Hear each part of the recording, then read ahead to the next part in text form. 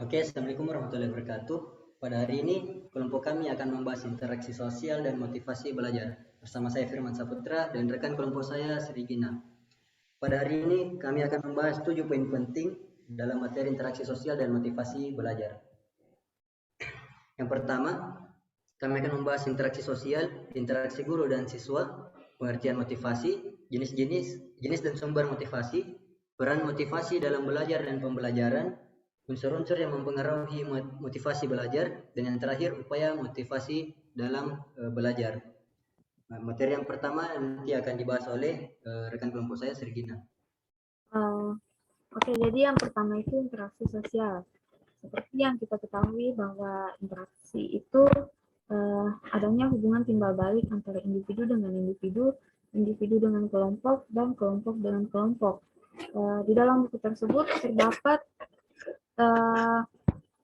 terdapat banyak pendapat para ahli tentang pengertian interaksi sosial. Namun dapat disimpulkan bahwa interaksi sosial adalah hubungan timbal balik antara dua orang atau lebih, dan masing-masing orang yang terlibat di dalamnya memainkan peran secara aktif.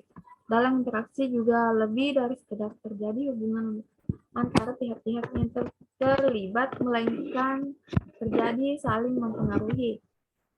Yang kedua itu interaksi guru dan siswa. Jadi proses belajar dan mengajar itu membutuhkan interaksi sosial. Tidak hanya siswa yang ingin menginginkan manfaat dari guru, guru juga menginginkan umpan balik antara dirinya dengan siswa. Apakah cara mengajarnya sudah baik atau ada yang tidak jelas. Jadi model interaksi dalam proses pembelajaran merupakan suatu aksi yang dilakukan oleh seorang guru dalam menyampaikan pelajaran hingga terjalin hubungan yang harmonis atau hubungan timbal balik antara guru dengan siswa dan siswa antar siswa. Yang ketiga itu motivasi.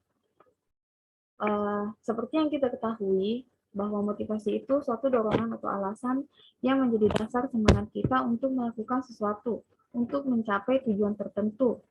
Jadi motivasi juga dapat diartikan sebagai sebuah dorongan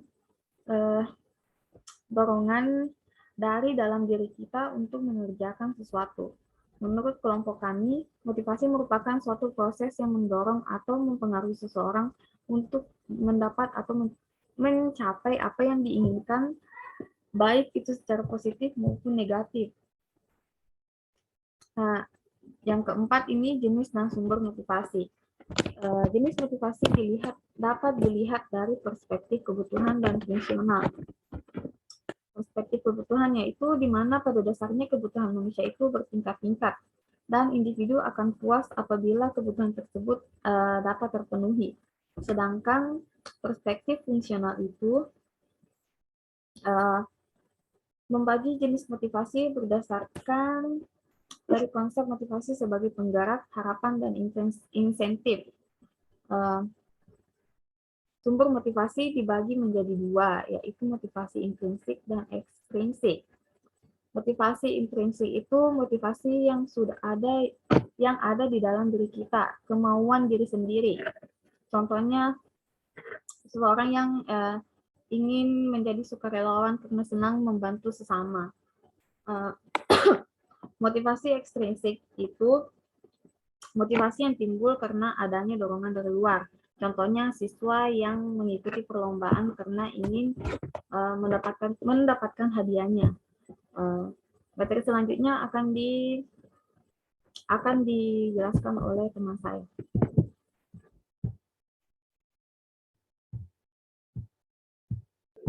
Oke, yang berikutnya peran motivasi dalam belajar dan pembelajaran.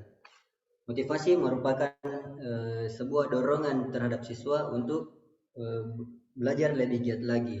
Jadi peran motivasi sangat diperlukan untuk menumbuhkan gairah dan juga semangat dalam menjalani proses kegiatan belajar. Yang berikut, slide berikut. Oke, unsur-unsur yang mempengaruhi motivasi pembelajaran. Yang pertama, cita-cita dan apresiasi siswa. Setiap siswa pasti mempunyai cita-cita. Dengan adanya cita-cita, seorang siswa pasti ingin belajar lebih giat untuk mencapai cita-cita yang diinginkan. Kedua, kemampuan siswa. Dengan adanya kemampuan siswa, ini sangat mempengaruhi motivasi dalam pembelajaran siswa. Yang ketiga, kondisi siswa. Kondisi siswa meliputi kondisi jasmani dan rohani. Yang keempat, kondisi lingkungan siswa, misalnya keadaan alam, lingkungan tempat tinggal, pergaulan sebaya, dan kehidupan kemasyarakatan. Yang terakhir, unsur-unsur yang dinamis dalam belajar dan pembelajaran. Seperti siswa memiliki perasaan, perhatian, kemauan, ingatan, pikiran yang mengalami perubahan berkat pengalaman hidup. Adapun hal yang perlu diperhatikan sebagai seorang guru. Yang pertama, kedisiplinan guru. Biasanya guru yang lebih disiplin itu cenderung dihormati dan diperhatikan oleh siswanya sendiri.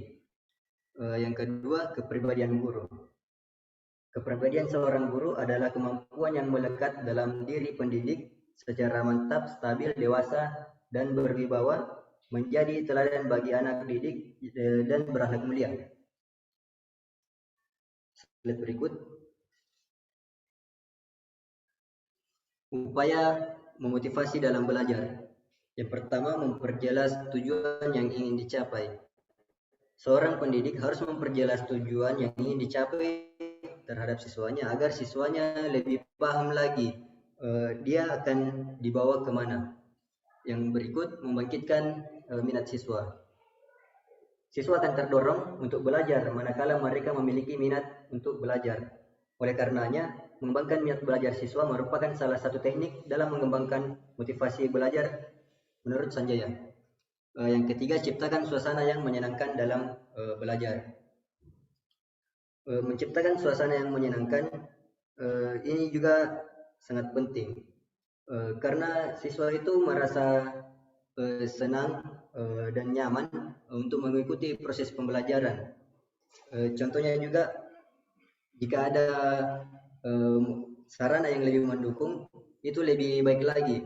Misalnya jam pelajaran di siang hari dalam keadaan suasana kelas yang sangat panas, itu menurunkan tingkat kefokusan seorang siswa.